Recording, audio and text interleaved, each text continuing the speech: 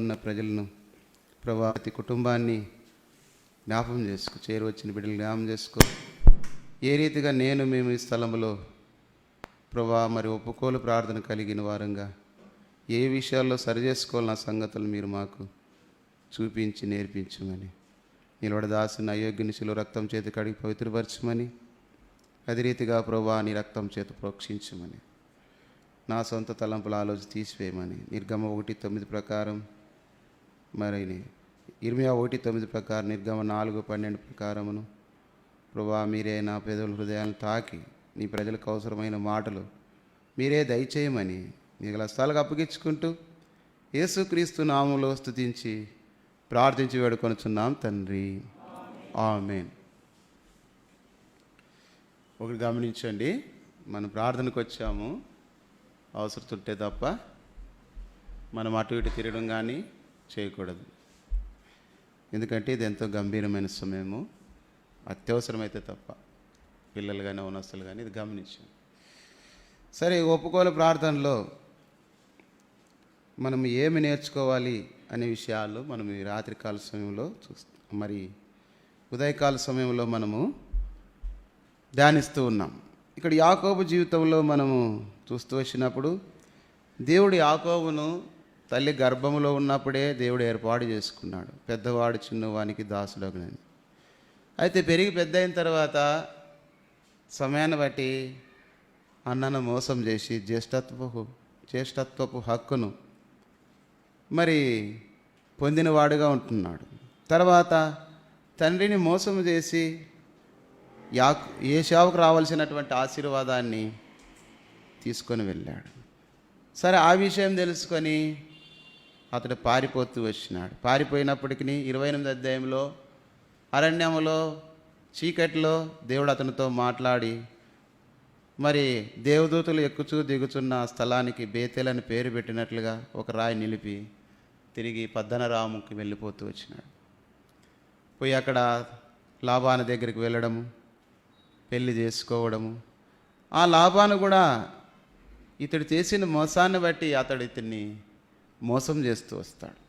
భార్యను ఇచ్చే విషయంలో ఇతడు రాహేలు కొరకు కొలువు చేసిన తర్వాత రహస్యంగా చీకట్లో లేయానిచ్చే మోసం చేస్తాడు. మరి తర్వాత మరీ రాహేల కొరకు 7 సంవత్సరాలు, తర్వాత మరలి ఆ మందల కోసం వాటన్నిటి నిమిత్తమే 7 సంవత్సరాలు, ఇట్లా తన జీవితం 20 సంవత్సరాలంతో దుఃఖంతో నిండిన పరిస్థితి.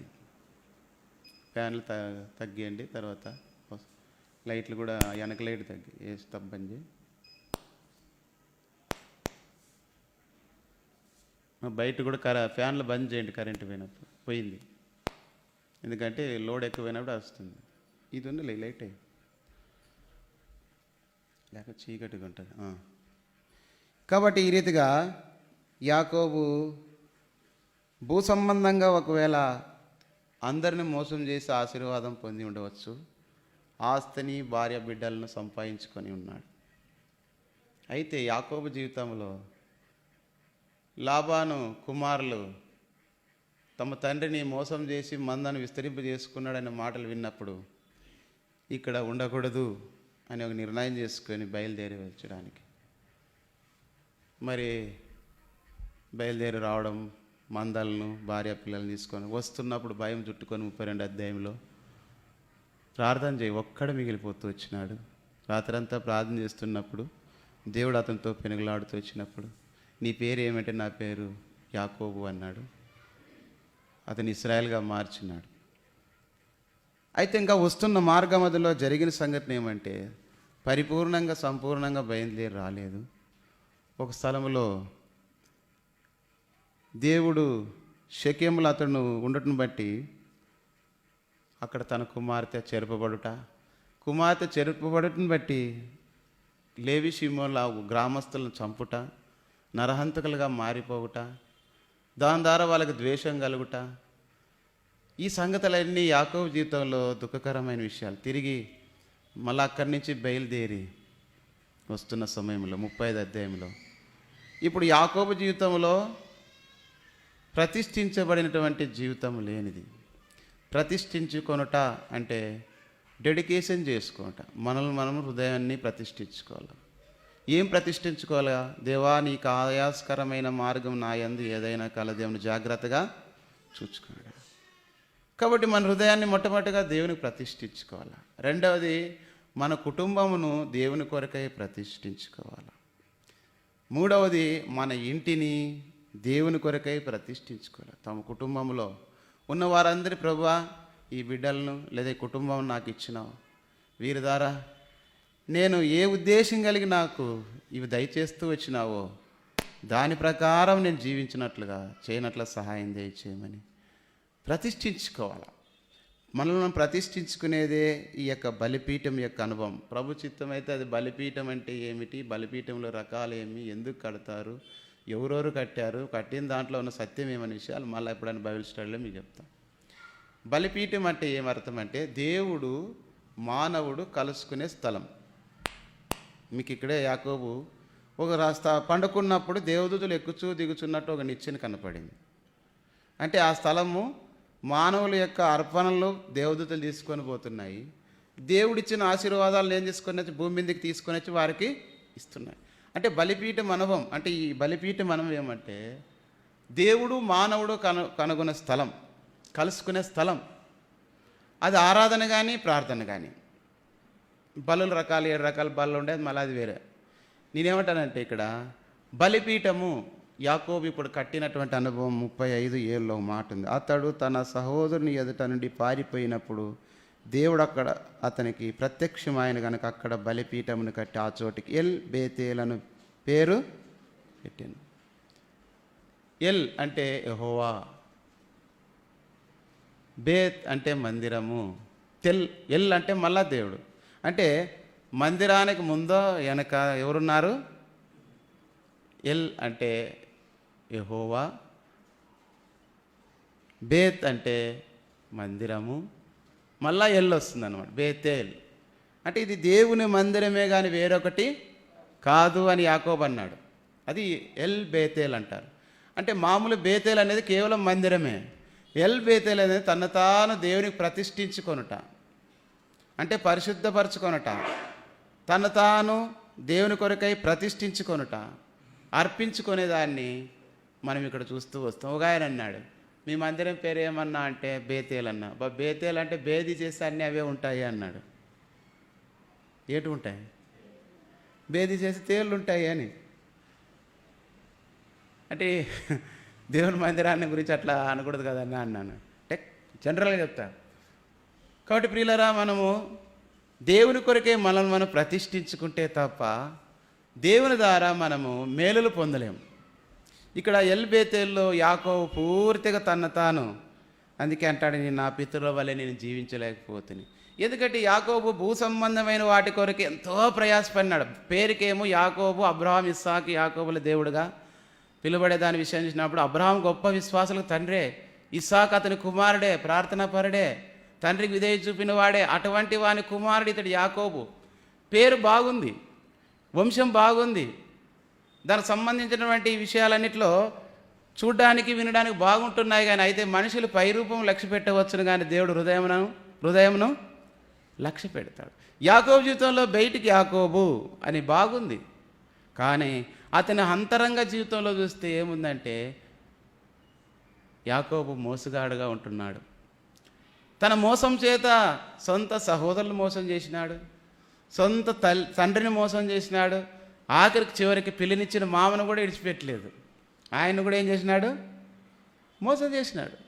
అంటే తన జీవితం అంతా మోసం చేసి దైవక్రమంలో కాకుండా తనకు అనుకూలమైన విధానంలో పోవడానికి ప్రయాసపడ్డాడు.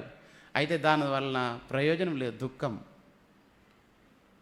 అంతకుముందు ఎక్కడు కూడా తన కుటుంబంలో బలిపీఠం కట్టి దేవుని కొరకై జీవించాలని కానీ తన కుటుంబం కానీ పిల్లలకు కానీ నేర్పించిన దాఖలాలు లేవు. అందుకే యాకోబు 12 మందిలో యోసేపుని పక్కకు పెడితే బెన్యామీను చిన్నోడు కాబట్టి మిగతా వాళ్ళందరి ద్వారా యాకోబు దుఃఖపడ్డతో వచ్చినాడు. రూబేను విషయం చూస్తే సొంత పెద్ద కుమారుడే తన తండ్రి భార్యని చెరుపుతాడు, చెంచలుడు. ఆ లేవి షిమ్మోలు కథ చూసుకుంటే మనకు వాళ్ళు లేవి షిమ్మోలు ఆ గ్రామస్తులు చంపి నరహంతకులు మారిపోయినారు. సొంత కుమార్తె విషయంలో దీనా విషయంలో ఆమె జీవితాన్ని నష్టపరిచిన వారుగా ఆమె కూడా వివాహం లేకుండా పోవాల్సి వచ్చింది. ఇట్లా అన్నీ చూసుకుంటూ పోతే బెన్యామీను తోడేలు లాంటి వాడు. అతని స్వభావం తోడేలు చీల్చేది. గొర్రెలను ఎట్లయితే తోడేలు పట్టుకొని పోయి కాబట్టి అంటే యాకోబు కుమారుల వల్ల అందుకే చివరి దశలో ఎంతో వేదన పడి నా ప్రాణమా వారిలో చేరకు దేవుని కొరకే ఎంతో ప్రతిష్ఠించబడాల్సినటువంటి వ్యక్తి భూ సంబంధమైన సంగతులను గురించి అతడు తన మనసులో పెట్టుకొని దైవ సంబంధమైన విషయాలను పోగొట్టుకున్నాడు. కాబట్టి నీలో ఆత్మలో సంతోషము లేకపోతే ఒక మాట ఉంది, ఏది? సంతోషం గల మనసు ఆత్మకు తృప్తినిచ్చినో తేటనిచ్చినో ఉంది. మన హృదయంలో సంతోషం అంటే మన ముఖం చూస్తేనే కలగా ఉంటుంది. అందుకే అన్నాడు కదా నెహెమ్యాతో, ఏమన్నాడు? ఏమి నిన్న మొన్న ఉన్నట్లు లేదు నీ ముఖం అని. ఎలా యాకోబు విషయం కూడా అంటాం మనం చూస్తే. నెహెమ్యాతో కూడా దుఃఖం ఉంది అతనిలో. చాలామంది face is index of mind. Loan ఏమైతే ఉందో అది ముఖంలో కనపడుతుంది. కొంతమంది వాళ్ళ ముఖం చూసి ఏమి ఎప్పుడు ఏడుపు కొట్టు ముఖముడు ఉన్నట్లున్నాడు, లేట ఎప్పుడే చూసి ఎప్పుడు అదో రకంగా ఉంటారు అంటుంటారు కదా. కొంతమంది ముఖం చూస్తే ఎప్పుడు సంతోషంగా. ఒక సంఘంలో ఒక ముసలాయం గురించి ఒక ఆయన సాక్ష్యం చెప్పినాడు. ఆమె పేరు సంతోషం అన్నమాట. ఎంత అంటే ఆమె ఎప్పుడైనా చూడ సంతోషంగా ఉంటుందంట. వయసు పెద్దది, దాదాపు 70 సంవత్సరాలు దాటిపోయింది.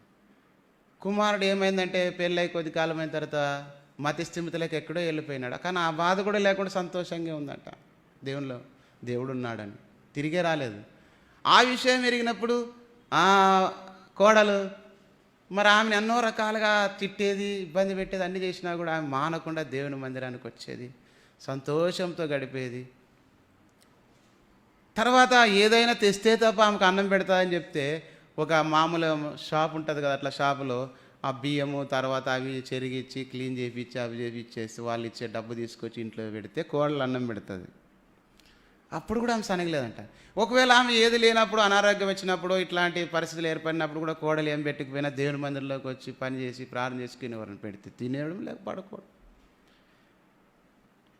కాబట్టి ఆమె ఎప్పుడు చనిపోయే వరకు కూడా ఆమె సంతోషం ఆమెలో పోలేదు. కారణం ఏమంటే దేవుడిచ్చిన సంతోషం అట్లుంటుంది కొన్ని పరిస్థితులు. అందుకే నీతిమంతుడు 7 మార్లు పడినా తిరిగి లేచునంటే ప్రభును కలిగిన వారు ఒకవేళ ఏదన్నా బలహీన పొరపాట్లు మన జీవితాల్లో వచ్చి చోటు చేసుకున్నప్పటికీ తిరిగి దేవుడు మనం లేపుతూ వస్తాడు. కొంతమంది ఏం చేస్తారంటే దేవుడినే లేకున్న వాళ్ళు, దేవుని మాటే వినుకోకున్న వాళ్ళు ఈ మాటలు చెప్పుకొని పోతారు. దావీదు పడిపోయి లేలేదా అంటారు. దావీదు పశ్చాత్తాపం నువ్వు పడాలి కదా, లేచిందే చెప్తున్నావు కదా, పడేది చెప్పలేదు నువ్వు. కాబట్టి మనం ఏమంటే మంచి మంచి విషయాలు పోల్చుకుంటాం కానీ చెడ్డ విషయాలు మనం కూడా అంతే. సెల్ఫ్ స్వభావం ఏముంటుంది, సెల్ఫ్ మైండ్ ఏమిటంటే నన్ను గురించి నేను మంచోనిగా చెప్పుకోవడానికి ఇష్టపడతాను కానీ ఇంకో వ్యక్తి గురించి మంచోడని చెప్పుకోవడానికి ఎవరికి ఇష్టం ఉండదు. ఒకవేళ ఎవరైనా చెప్పినా కూడా సహించుకోలేక దాన్ని ఇంకో రకంగా అప్పుడే మధ్యలో వేరే రకం వచ్చేస్తుంది. అది మనిషి స్వభావం, నైజం. నువ్వు అవునన్నా కాదన్నా ఒప్పుకోవాల్సిందే అది. ఎందుకంటే ఈ శరీరంతో ఉన్నాం కాబట్టి అన్నీ ఉన్నాయి. గలిత 5:19 ఇవన్నీ ఉంటాయి. కాబట్టి బట్టలకు అన్ని మరకలు మైలు అన్నీ తగులుతూ ఉంటాయి. శుభ్రం చేసుకోవాల్సిందే. ఎక్కడ ఏం లేకుండా కారులోకి వచ్చాను బ్యాంకుకి పోయి వచ్చినా బట్టలు ఇడిచేయాల్సింది. ఏమంటే వాసన వస్తాయి, మాసిపోయి ఉంటాయి. నీ మెడపట్టి మాసిపోయి ఉంటుంది, అది వేసుకొని బట్టలు అక్కడ ఇక్కడ మన శరీరానికి తాగలేని భాగాలన్నీ కూడా నల్లగైపోయి. కారణం అంటే మనము మంచి స్వభావం కాదని అర్థం, మనలో నుంచి మురికి వస్తుంది అని అర్థం. అందుకే లోపలికి వెళ్ళేది కాదు, లోపల నుండి బయటకు వచ్చేది మనిషిని ఏం చేస్తుందంట, అపవిత్రపరుస్తుంది. తినేవి మంచి తింటాం, పోయేవి మాత్రం అని అపవిత్రమైన పోతాయి. తాగే నీళ్ళు మంచివి తాగుతాం, బయటకు చెమట వస్తే అబ్బా చెమట వాసన వస్తుంది అంటాం. అంటే ఎందుకు చూపిస్తున్నానంటే యాకోబు జీవితంలో ఇన్ని కలిగిన తన జీవితంలో దేవుని యొక్క బలిపీఠము లేదు కనుకనే ఇన్ని పరిస్థితులు వచ్చినాయి. చివరికి ఇన్ని పరిస్థితులు దాటి వెళ్ళిపోతూ వచ్చినప్పటికీ ఇంకా అక్కడ వాళ్ళు చంపేసినారు, నరహంతకులు మారిపోయినారు. ఇంక ఇక్కడ ఉండడం మంచిది కాదు కాబట్టి వెళ్ళిపోదామని 35 అధ్యాయంలో నుంచి ఎక్కడికి వెళ్ళిపోదామంటే దేవుడు ఏ స్థలం అయితే చెప్పాడో ఆ స్థలానికి వెళ్ళిపోవాలి. అది బేతేలుకని తీసుకుంటే అప్పుడు ఏమున్నాయంట, 2వ వచనం 35:2 యాకోబు తన ఇంటి వారితోనూ తన యొద్దనున్న వారందరితోనూ మీ యొద్దనున్న అన్య దేవతలను పారివేసి మిమ్మల్ని మీరు శుచిపరచుకొని మీ వస్త్రాలను మార్చుకొనుడి. మనం లేచి బేతేలుకు వెళ్ళుదాము. నా శ్రమ దినమున నాకు ఉత్తరం ఇచ్చి నేను వెళ్ళిన మార్గము నాకు తోడైండని దేవునికి బలిపీఠమును అక్కడ కట్టేదమని ఇప్పుడు గుర్తుకొచ్చింది ఆయన బలిపీఠం. బలిపీఠం అనేది ఒక విశ్వాస యొక్క హృదయములో దేవునికి ఇచ్చే స్థానం, ప్రతిష్ఠించుకోవడం. నాకు దేవుని కంటే ఎక్కువగా నాకు ఏది ఉండకూడదు అనేదే ప్రతిష్ఠించుకొనట. ఆయన తర్వాతే మిగతావన్నీ. అది యాకోబు జీవితంలో ఇప్పుడు ఏమంటున్నాడంటే, మీ దగ్గర ఉన్నటువంటి అన్య దేవతలన్నిటిని ఏం చేయాలా? పారివేసి మిమ్మల్ని మీరు శుచి చేసుకోండి. అంటే అంతకాలం కూడా వీళ్ళు ఏం చేసినాడు, బయటికి భౌతికంగా ఇశ్రాయేలుగా ఉన్న అంతరంగ జీవితంలో ఆ యొక్క అన్య దేవతల యొక్క విగ్రహములు ఉంచుకున్నారు. అంటే వీళ్ళ జీవితం ఏం చూపిస్తుందంటే ఇక్కడ 2 రకాల జీవితము.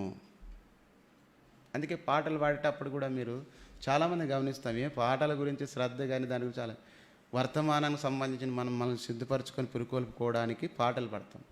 ఆ ధ్యానిస్తున్నప్పుడే ప్రభు కొంత మనల్ని నూతన పరుస్తూ వస్తాడు. నువ్వు ఎండకు బీపీ నోడు వెనకనే పోయి బీటీ చెక్ చేసి ఉంటే నీకు ఉండేది 120 అనుకో, వాళ్ళ దగ్గర 150 చూపిస్తుంది. ఎందుకంటే ఎండకు పోయి కూర్చొని చూసుకుంటాం, కరెక్ట్ చూపిస్తుంది. ఏదైనా కొన్ని టెస్టింగ్ పోయినా ఏదైనా మనం కూడా ఆత్మీయ జీవితంలో దేవుని సన్నిధికి కొంచెం ప్రార్థనాపూర్వకంగా మన మనస్సును వాక్యం కొరకై శ్రద్ధగా వెతికినప్పుడు, ఆశ పెట్టుకున్నప్పుడు దేవుడు మన హృదయాలు ప్రతిష్ఠించుకోవడానికి, నివసించడానికి ఇష్టపడతాడనమాట. కాబట్టి ఇది జాగ్రత్త. మనం ఏదో పోయినాము టూకి బజార్కి సంతకు పోయినట్లు పోకూడదు, రాకూడదు, వెళ్ళిపోకూడదు. ఇది దేవుని మందిరంకి వచ్చిండేది దానికోసం కదా. ఇంకా మనము దాని విషయం శ్రద్ధ లేకపోతే ఏమి వచ్చి ఏం ప్రయోజనం నాకు తెలిసి, ఏది నేర్చుకోకపోతే. కాబట్టి ఇక్కడ బేతేల్ అనే స్థలం వెళ్ళడానికి ముందుగా, ఆ బలిపీఠం కట్టడానికి ముందుగా యాకోబు జీవితంలో, కుటుంబంలో ఏమున్నాయంటే విగ్రహాలు ఉన్నాయి. అంటే 2 రకాల జీవితము. అందుకే మన విశ్వాస జీవితంలో కూడా ఇలాంటివి ఉండకూడదని ప్రభు సెలవిస్తూ ఉన్నాడు. మరి ఉదయకాల సమయంలో మనము ఈ 2 రకాల జీవితంలో ఏవే విషయాల్లో కలిగి ఉన్నామో త్వరగా చూసుకొని ఒప్పుకోలు ప్రార్థనకు వెళ్తూ వస్తాం. చూడండి, మొదటి రాజుల గ్రంథము 18:21. మొదటి రాజుల గ్రంథము 18:21. త్వరగా తీయాలా, త్వరగా చదవాలా.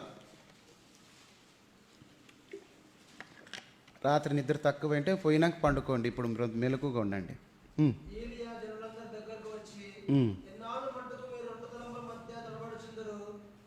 చాలు. మీరు ఎన్నాళ్ళ మట్టుకు 2 తలంపుల మధ్యలో, మీరు 2 తలంపుల మధ్యలో ఇక లోకస్తులుగా ఉన్నారు, 2 దేవుని పిల్లలుగా ఉంటున్నారు. కాబట్టి ఇక్కడ దేవుని ప్రజలైన ఇశ్రాయేలులు ఏం చేస్తున్నారంటే, అక్కడ ఉన్నటువంటి ఆ దేశంలో ఉన్నటువంటి విగ్రహాలను రహస్యంగా పెట్టుకొని పూజిస్తున్నారు. బయటికేమో ఇశ్రాయేలుగా కనబడుతూ ఉన్నారు. ఈ విషయమై ఏలియా వాళ్ళని హెచ్చరిక చేస్తున్నారు, మీరు ఎన్నాళ్ళ మట్టుకు 2 తలంపుల మధ్యలో ఉన్నారు. చూడండి, మొదటి సమూయేలు గ్రంథం 7వ అధ్యాయము 3వ వచనం ఒక మాట ఉంది. మొదటి సమూయేలు గ్రంథం 7:3.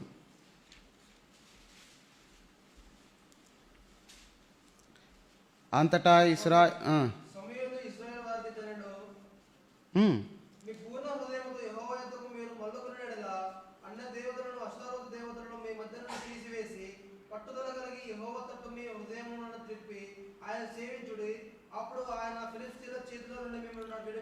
కాబట్టి ఇశ్రాయేలు పిల్లలు ఎందుకు ఓడిపోతున్నారంటే, వాళ్ళ ఏం చేస్తున్నారు, ఇక్కడ విగ్రహాలను పెట్టుకొని రహస్యంగా దాచిపెట్టుకున్నారు. బహుశా మీరు అనుకోవచ్చు, మేమేం ఎవరు ఫోటోలు పెట్టుకోలేదు, మామూలు బయట భక్తులు పెడతారు, ఏటకన్నా అని ముగ్గురుండే ఫోటో పెడతారు. ముస్లిము, క్రైస్తవులు, హిందువులని వాళ్ళ భక్తులు ముగ్గురికి ఒకే సమానంగా పూజ చేస్తుంటారు. అది వాళ్ళ భక్తి. మీరు అనుకోవచ్చు మేము అట్లా చేయలేదు కదా అని. కానీ దేవుని కంటే ఎక్కువగా దేన్నైతే మనం ప్రేమిస్తామో అదే నీకు విగ్రహం. దేవుని కంటే ఎక్కువగా ఇంటిలోన వ్యక్తుల మీద కావచ్చు, లేదంటే ధనం మీద కావచ్చు. కొంతమందికి భార్య అంటే ఎక్కువ ప్రేమ, కొంతమందికి భర్త అంటే ఎక్కువ ప్రేమ, కొంతమంది పిల్లలు అంటే ఉండాల్సిందే. కానీ దేవుని కంటే ఎక్కువ ఉండకూడదు. ఒకళ్ళకి నీ భార్య ప్రేమే, ఏమండి మనం గుడికి వెళదాము, మా వాళ్ళు దేవరు చేస్తున్నారు పోతామంటే, నా భార్య ప్రేమ కాబట్టి నేను కాదనలేకపోతాను అన్నావు అనుకో, అంటే అట్లా చేయలేరు అనుకో. కొన్ని విషయాలు ఉంటాయి. కానీ ఎన్నాళ్ళు 2 తలంపులు కొన్నిసార్లు అందుకే మన తలంపులు ఒకే రకంగా ఉండాలి. దేవుని గురించి దేవుని కార్యాలను గురించి, దైవ సంబంధమైన వాక్యమును గురించి, దాని నడిపింపుని గురించి ఆలోచిస్తూ ఉండాలి. కానీ మిగతా విషయాలు కాదు.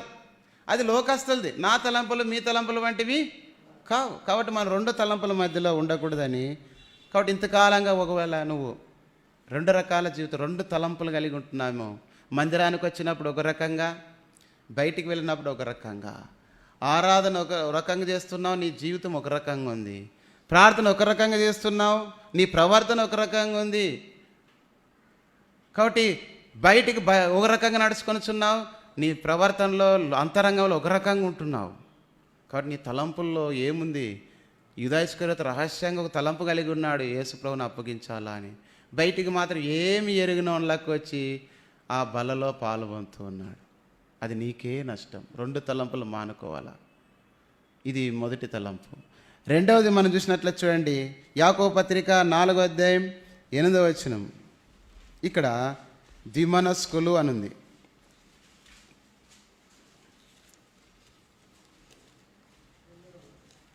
నాలుగు 8 యాకోబు 4.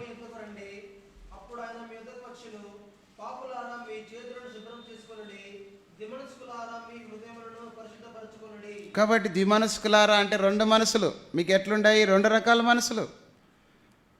సౌలుకుంది ఆ మనస్సు.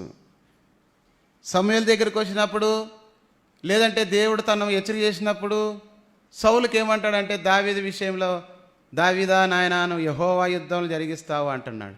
యెహోవా నిన్ను ఆశ్రయించను అంటున్నాడు.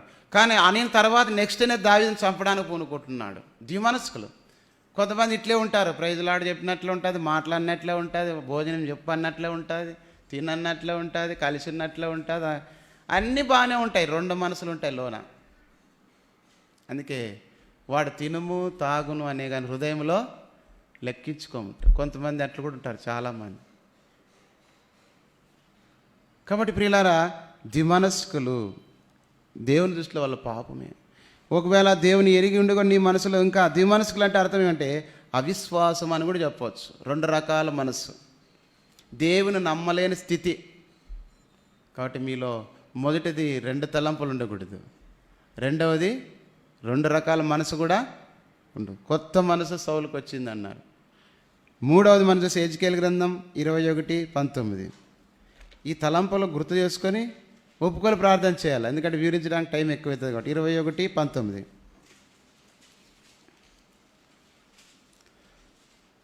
ఇక్కడ బాటలు చీలు చోట రెండు మార్గములు.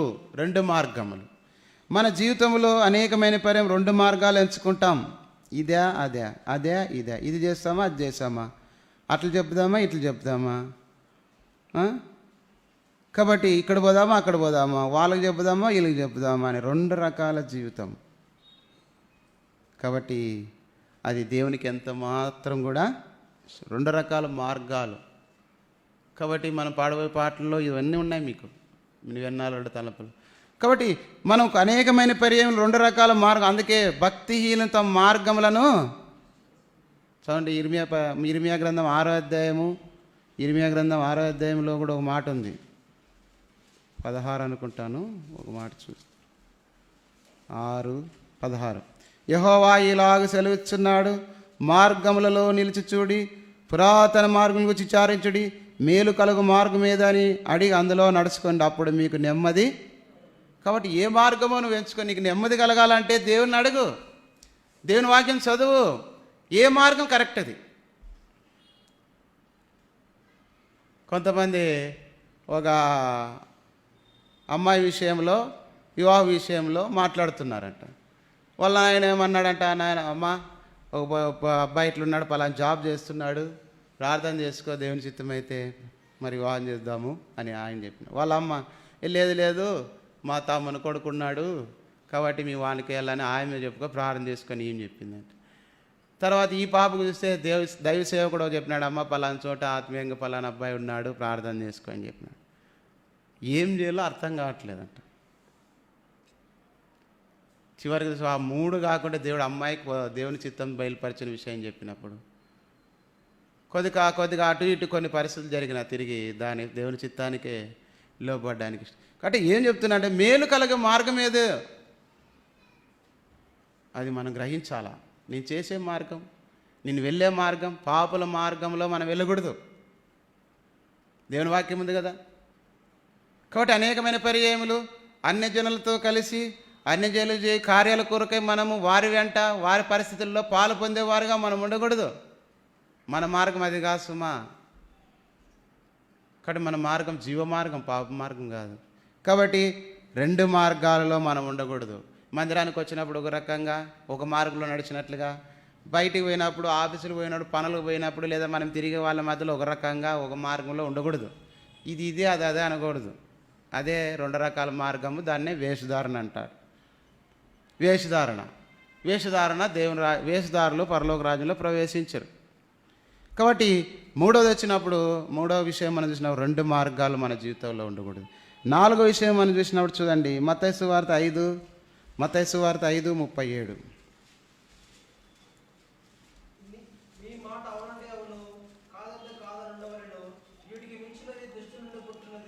కాబట్టి మన మాట ఏముండాలి? సైలాస్ కూర్చో.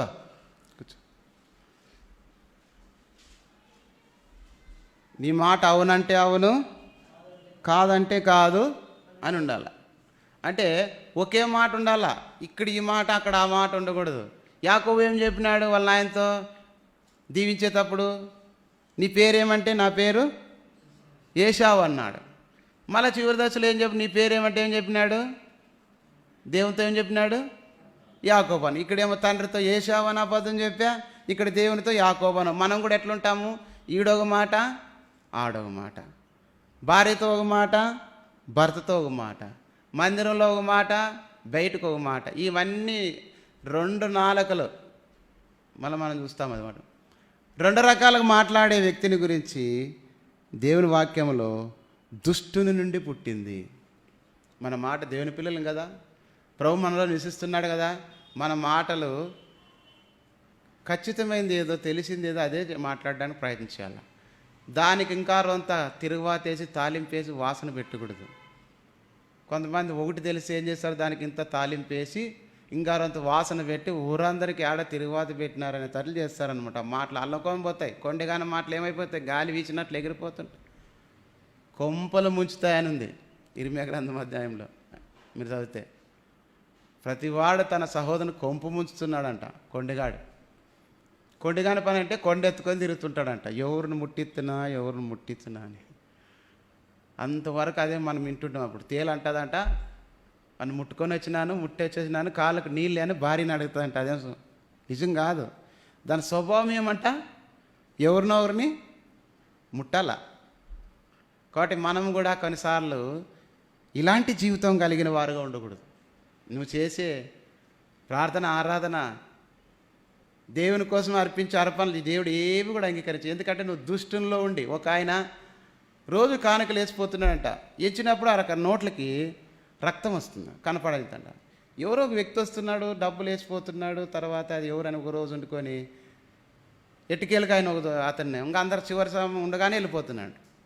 ఒక సంఘ పెద్దలు ఎంచేవాళ్ళు, ఎందుకయ్యా నువ్వు ఎవరు, ఏం కథ, డబ్బులు వేసిపోతున్నావు, తర్వాత ఇది పరిస్థితి అని చెప్తే, అయ్యా నేను ఒక దొంగని, దారమ్ముడు బేళ్ళని దొంగతనాలు చేసి కొట్టే లేదంటే ఏది చేసి డబ్బు దోచుకొని వస్తుంటాను. దేవుడు నాకు ఈ విషయంలో సహాయం చేసినాడు కాబట్టి దొంగతనం, ఆ డబ్బులో కొంత దేవునికి ఇచ్చిపోతున్నాను అని వేసినాడు. సంఘ పెద్దలు పిలిచి ఆయన ఎంత ఇచ్చినా ఎంత దాదాపుకుని లెక్కేసి అతనికి ఇచ్చి ఇట్లా డబ్బు చేయకూడదు, ఇట్లా పని చేయకూడదని అది దేవుని వాక్యం చెప్పి చేసిన తర్వాత అతడు అక్కడే పశ్చాత్తాపడి పాపక్షమాపణ పొందినాడంట. కాబట్టి మనం చేసే అర్పణలు రెండు రకాలుగా మాట్లాడి, రెండు రకాలుగా ఆరాధన చేసి, రెండు రకాల ప్రార్థన చేసే దేవుడు ఎండు. ఇటుకు వచ్చినప్పుడు ఈ ఆట, అటుకు వచ్చినప్పుడు ఆ ఆట కాదు. కాబట్టి అలాంటి వారుగా మనం ఉండకూడదు. ఇది రెండు మాటలు. నీ మాట అవునంటే అవును, కాదంటే కాదు.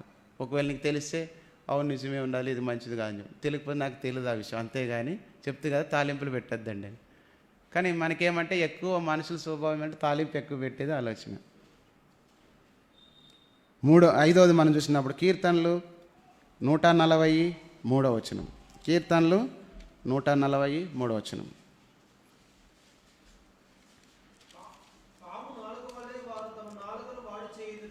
చాలు. ఏమంట?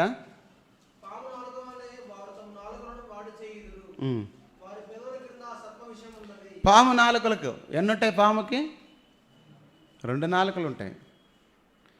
కాబట్టి 2 నాలుకల స్వభావము, పాము నాలుకల స్వభావం మనలో. అందుకే బాప్తిస్మిచ్చే యోహాను లూకా సువార్త 3:7 సర్ప సంతానమా అన్నాడు బాప్తిస్మ తీసుకునే వచ్చిన వాళ్ళని. అంటే మీరు ఇంకా మీ మాటలు మారలేదు, మీ ప్రవర్తన మారలేదు, కానీ ఏమిటికి వచ్చినారు మీరు? బాప్తిజం తీసుకునేకి. కాబట్టి కొంతమంది బాప్తిజం తీసుకున్నామంటారు, మారు మనసు పొందినామంటారు, ప్రభువులలో పాలు పొందుతుంటారు, ఆరాధన చేస్తుంటారు, మందిరానికి వస్తుంటారు, కానీ అన్నీ చేస్తూ ఉంటారు, కానీ పాము స్వభావము, సర్ప సంతానం స్వభావము మానరు. అంటే ఆ పాము ఏం చేస్తుందంటే 2 నాలుకల ధోరణి.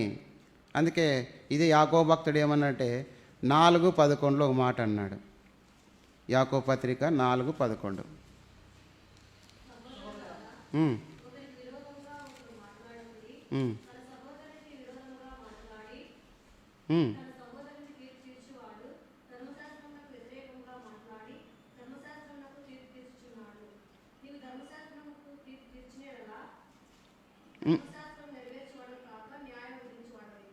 దగ్గర ఉన్నది చదవండి అమ్మ, మీరంతా మురికి ఉన్నారు పాపం, రాసేకే టైం లేదంటున్నారా?